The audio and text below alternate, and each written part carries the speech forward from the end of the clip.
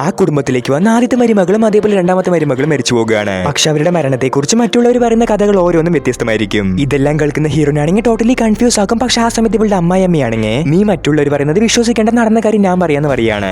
Actually ആ വീട്ടിലേക്ക് വന്ന ആദ്യത്തെ മരുമകൾക്കാണെങ്കിൽ കുറച്ച് മെന്റലി പ്രോബ്ലംസ് ഉണ്ടാകും. പക്ഷെ അവളുടെ വീട്ടുകാരാണെങ്കിൽ ആ കല്യാണം കഴിയുന്നവരെ ഇവളുടെ കണ്ടീഷനെ കുറിച്ച് പറഞ്ഞിട്ടുണ്ടാവില്ല.